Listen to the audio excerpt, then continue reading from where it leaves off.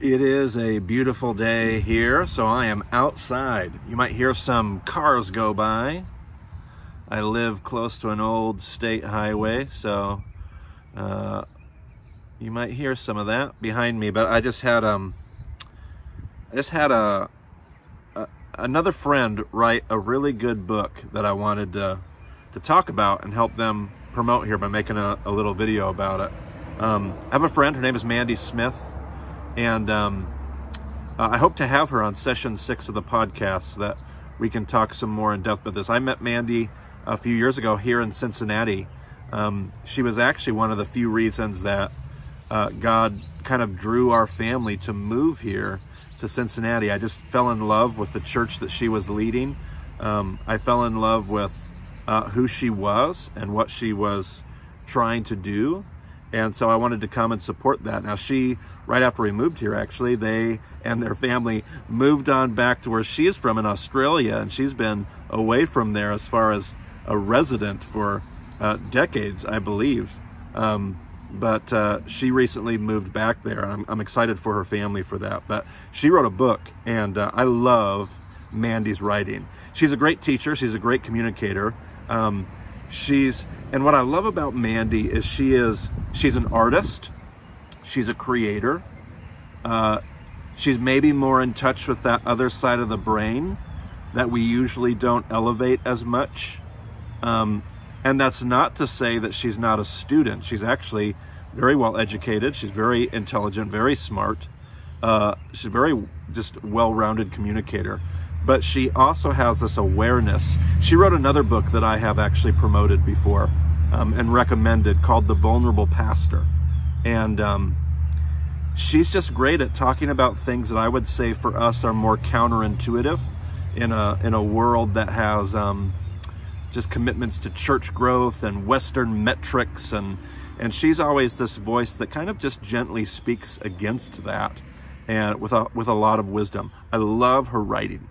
I love how she communicates as a writer, and this was no exception. So her new book is called Unfettered. I know it's the light and everything and the sunshine, which is a bad way to do it, and I got a Kindle version.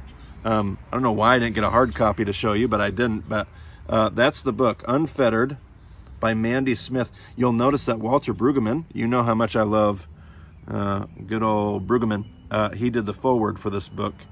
He had some really great things to say in the foreword. But just loved this book. So she in this book talks about 3 different movements and ideas. Reflections from a time when she was on a sabbatical, where she felt like one of the things she learned was how to rest, receive, and respond. Rest, receive, respond. And so she talks about, and how that's kind of counterintuitive. We typically would, produce and, overcome and then rest, maybe, if we rest at all. But what she learned to do is to start from this place of rest, which obviously, if you know anything about Bema, you know how much that resonates with who we are. And start with a place of rest and then move to what is it that God wants us to receive? What is it that God wants us to see? What is it that God wants us to learn? And then respond in that. So she has, we'll talk more about this on an episode of our podcast, but chapter 2 was just so great when I went to, chapter 2 is about what gets in the way of rest. So chapter 1 was about rest, but chapter 2 is about what are the things that get in the way of rest. And she talks about intellectual concerns. She talks about theological concerns. She talks about power dynamics. What are the power dynamics at play when it comes to rest? Existential concerns. Like the whole chapter is just so powerful. I can remember reading this chapter and thinking to myself, she introduces the idea here of adultishness.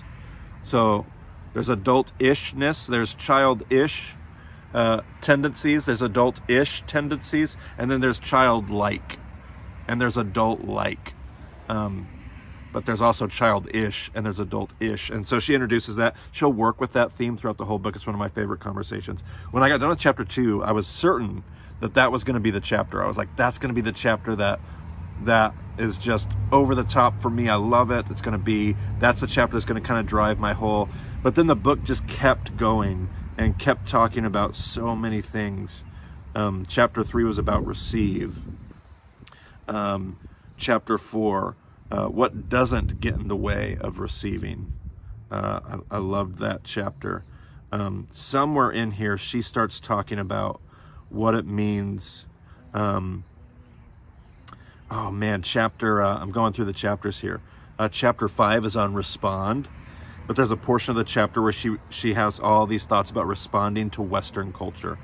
Imagining Christian language beyond the baggage of Western culture. Imagining spiritual warfare beyond the baggage of Western culture. Imagining authority beyond the baggage of Western culture. Imagining the second coming and eschatology beyond the baggage of Western culture.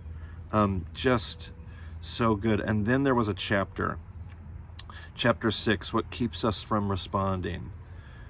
Chapter 7,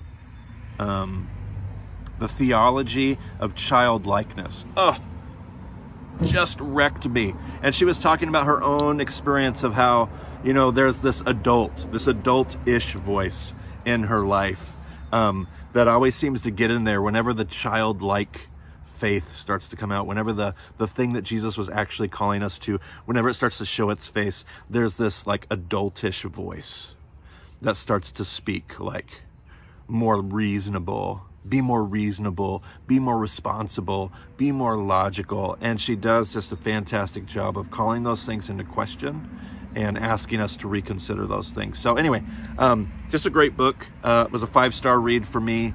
And whenever I have friends that are putting out books and they're good, they're 4 or 5 stars, I want to do everything I can to let you know about them, but to help them with their book and their writing and to do that, and I'm sure one day they'll have the opportunity to return the favor. So I'm excited to do that. It was a great read. Hope that you'll pick up a copy, get yourself a copy of Unfettered, and enjoy the time. It'll be time well spent.